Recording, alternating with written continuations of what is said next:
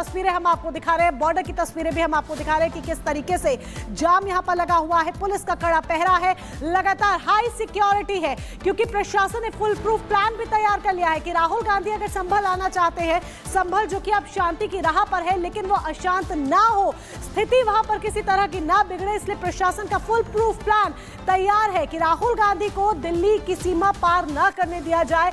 यही एक बड़ी वजह है, दिल्ली यूपी का जो बॉर्डर है वहां पर प्रशासन का सख्त पहरा है, हाई सिक्योरिटी है, चप्पे चप्पे पर पुलिस की निगरानी है कि कहीं से भी दिल्ली की सीमा पार ना करे। पता नहीं, अभी देखा है आगे कांग्रेस वालों के झंडे लग रहे हैं, और भी लंबा जाम है। कितना टाइम लगा है पार करने में? आध घंटा। कांग्रेस वाले हैं, जुलूस निकाल रहे हैं मेरे हिसाब से। अच्छा, हाँ जी, सब्जी खराब हो जाएगी हमारी। सब्जी लेके जा रहे हैं? हाँ जी। कितनी दूर से जाम में फंसे हुए हैं? ये हो गया हमारे को आधा घंटा हो गया कम से कम जाम में फंसे हुए। अच्छा, आधे घंटे हो गए। हाँ जी। और पेशेंट को क्या हुआ है? पेशेंट का ऑपरेशन हो रखा है, इनको लेके जा रहे हैं। हाँ जी, पीछे दिखा सकते हैं। अच्छा, फैमिली है उनके? हाँ जी, पीछे है। अच्छा, तो संभल में सियासी दंगल जारी है और जगह जगह पर बैरिकेडिंग की गई है, क्योंकि ये डीएम के द्वारा निवेदन किया गया था कि आप अपने ही जिले की सीमा में राहुल गांधी को रोकने का प्रयास करें। उनसे अपील की गई थी कि वो संभल अभी ना आए।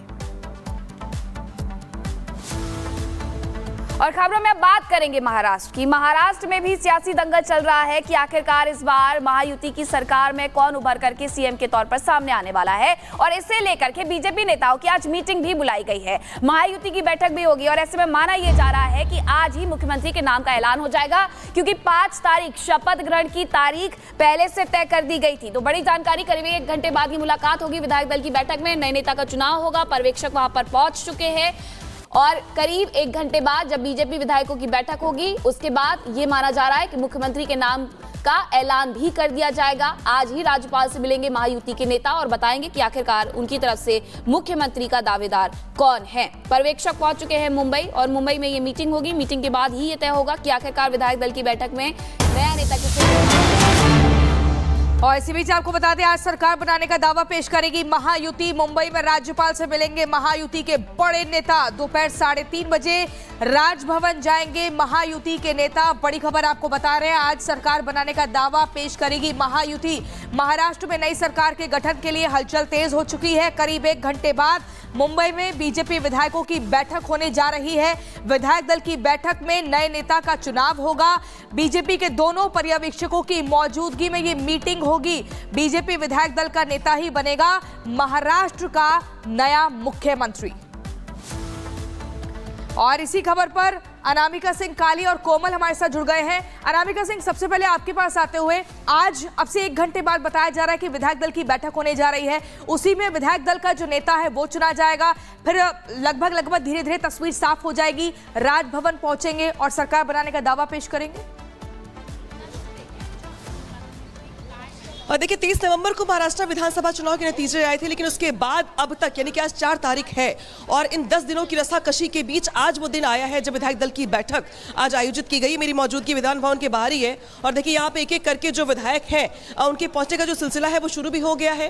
हालांकि अंदर जो विधान भवन में जिस पंडाल में, जिस हॉल में ये मीटिंग होनी है, वहाँ की तस्वीर दिखा रही हूँ मैं आपको, एक्सक्लूसिव तस्वीरें दिखा रही हूँ अंदर की, जहाँ पे प्रॉपर हॉल को डेकोरेट किया गया है। विधायक दल की बैठक होने वाली है, और जो 2 ऑब्जर्वर बनाए गए हैं, बीजेपी के 2 वरिष्ठ नेता, वो भी मुंबई पहुंच चुके हैं। करीब 1 घंटे के बाद यहां पे हलचल और बढ़ जाएगी, और जो विधायक एक एक करके अभी फिलहाल आ रहे हैं वो बल्क में आएंगे, और 132 जो 132 संख्या है बीजेपी विधायकों की, वो यहां पर पहुंचेंगे। और खबर ये भी है कि जो बाकी 7 से 8 जो निर्दलीय विधायक हैं उनका भी मन बदल रहा है, और वो भी यहां पे इस बैठक में शामिल होंगे।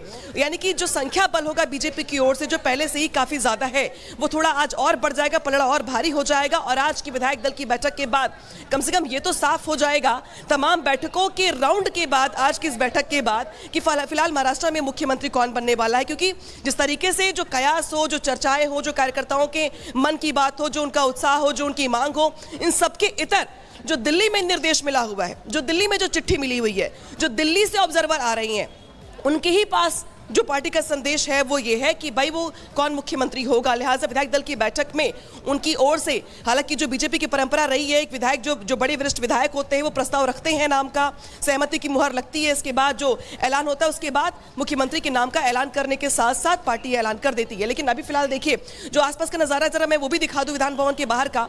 ये महाराष्ट्र विधान भवन है और महाराष्ट्र विधान भवन के बाहर जबरदस्त हलचल है आज, और ये हलचल बता रही है कि आज आप हमें दिखा रही हैं और एक एक तस्वीर हम आगे भी आपका रुख करेंगे इन तस्वीरों के लिए, लेकिन कोमल का भी यहाँ पर रुख कर लेते हैं।